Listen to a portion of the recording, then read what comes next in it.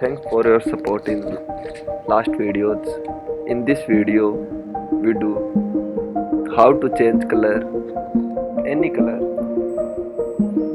any values with any switches. We change any color to any color. So this video is very latest method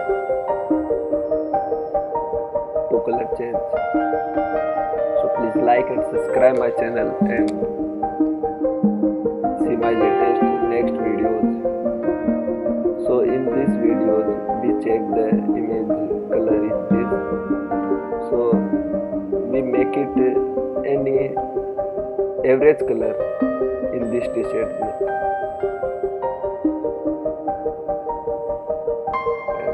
Next selection, go to filter, do average blur and check color values. Color values is RGB values. Color sampler, use color sampler, check the values. And now use curve layer to change color and click on and use the very important tool command and shift to pick color sampler. Now we see the nodes on curve in RGBs. So now change the any value. We make it 150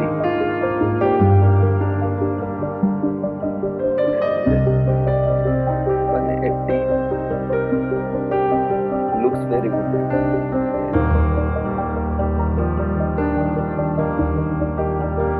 So we see the any color to any color change. This is very good method. Remove the layer 1 and use masking.